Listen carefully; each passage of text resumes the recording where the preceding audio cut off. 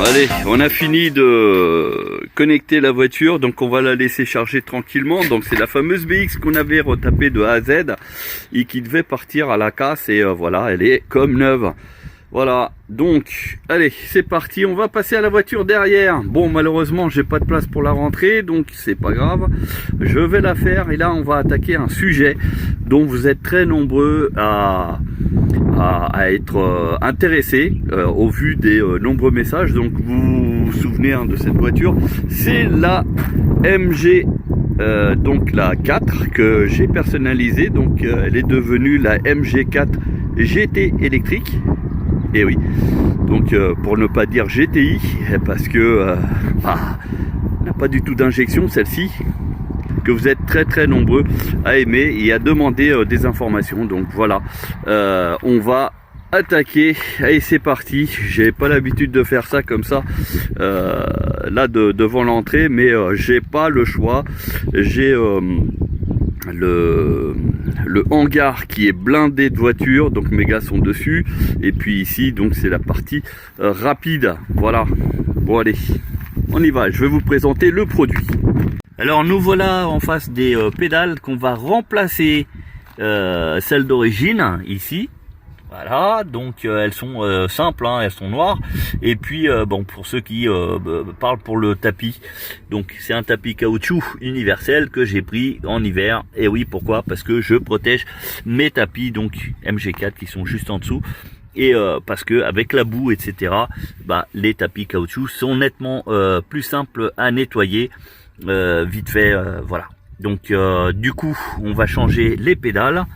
Ici, donc elles sont en alu avec du caoutchouc ici souple pour une adhérence en fait au niveau de la chaussure, et le logo il est gravé dans l'alu. Voilà, donc c'est pour ça que c'est pas forcément donné, mais ce n'est pas non plus forcément excessif, sachant que là le caoutchouc, vous voyez, il va s'adapter directement sur la pédale, donc devant et derrière. Je vais vous mettre ça en place, vous allez voir, c'est assez simple, il faut juste un peu de patience. Allez, c'est parti. Alors voilà ce que ça donne en fait, donc la pédale d'accélérateur, voilà, antidérapant. Donc ça a été, ça m'a pris quoi, 2 minutes pour l'installer, et on va passer maintenant à la pédale de frein. Donc c'est bien emballé et on va mettre ça en place. Allez, c'est parti. Alors par contre, pour la pédale de frein, il est conseillé d'enlever le patin d'origine, donc le caoutchouc antidérapant. Alors lui par contre il est dur à enlever, et on va mettre lui à la place, regardez, et c'est déjà prévu pour. Allez, c'est parti, on peut pas se tromper de sens non plus.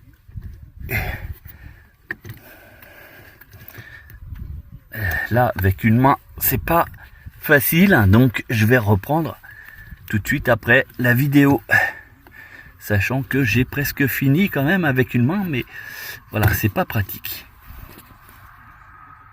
Et voilà, donc les deux sont en place. Donc j'ai bien retiré l'ancienne, donc celle-ci je vais la nettoyer, je vais la conserver, parce qu'on sait jamais, pour plus tard, pourquoi pas. Enfin bref, donc surtout ne la jetez pas, et comme ça on pourra remettre à l'origine sans aucun problème. Voilà, donc si vous aimez, c'est sur AliExpress. Alors, autre accessoire pour ceux qui roulent avec les jantes alu, c'est les cache-boulons. Et oui, donc c'est marqué Volkswagen, parce que en fait c'est les mêmes écrous, en fait les pièces de la MG 4, enfin de MG tout court même, c'est les mêmes pièces que, enfin les cache-boulons sont exactement les mêmes que ceux de Volkswagen au niveau du trou. Regardez, je vous ai déjà mis ici quelques-uns, vous voyez. Donc là, on a mis, et vous voyez, ça rentre vraiment dans le trou de la MG4, sinon ça pose un peu problème. Voilà, le cache-moyeu ici, parce que c'est pas fourni avec sur les MG, malheureusement, vous êtes obligé de les acheter. Donc c'est un diamètre de 56 mm.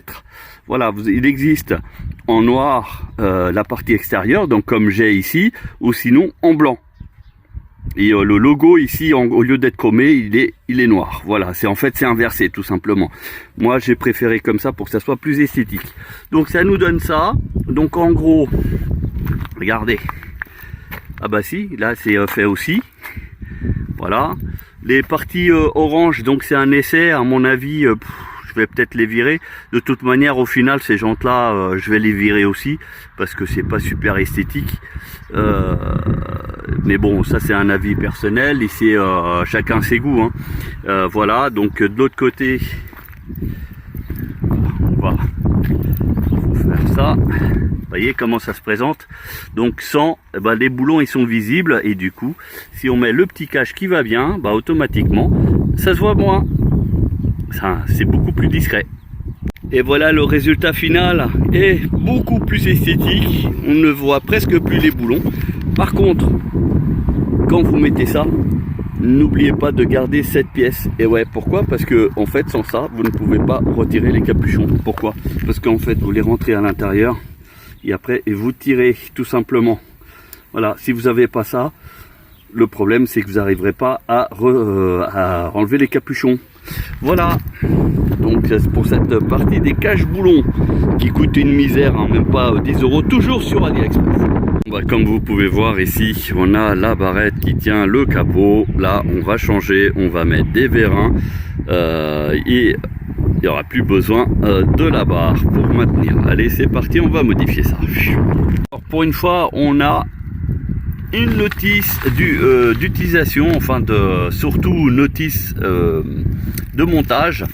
Donc c'est bien pour une MG4, voilà, depuis 2022, les versions EH32, donc c'est celles qui sont commercialisées aujourd'hui en France, et vous avez déjà des trous établis, et du coup il suffit tout simplement de mettre en place. Voilà, donc vous avez des outils ici qui sont fournis, et vous allez voir, c'est vraiment très simple à l'installation, surtout que voilà, comme je vous ai dit, il y a une notice qui est fournie, donc celui qui s'y connaît pas devrait pouvoir s'en sortir.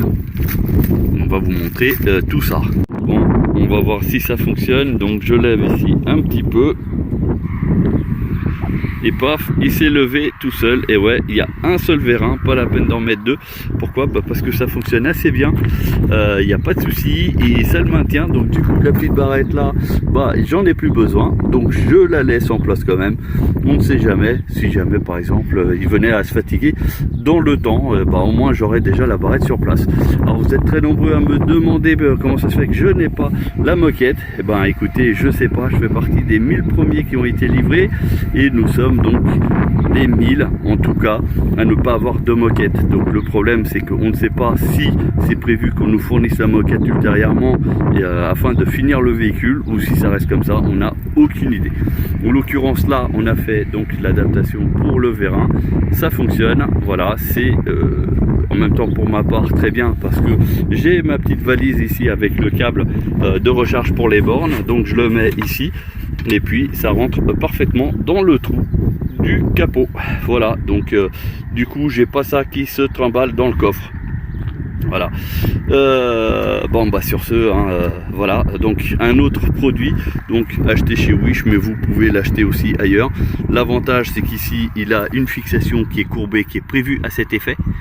Voilà, donc sur un trou existant, j'ai pas eu à percer, et puis ici, donc il s'est pris directement, pareil, sur un trou existant, et j'ai juste eu à mettre un boulon de l'autre côté. Donc je vous dis, la mission elle est un petit peu dans le fait qu'il faut passer ici pour bloquer l'écrou de manière à pouvoir bien serrer comme il faut. Voilà, et après ici vous avez un ajustement, je ne sais pas si vous arrivez à voir, il y a un ajustement ici à faire qui bloque en fait au niveau de la bille, parce que ça soit ici ou ici, vous avez une bille à chaque extrémité.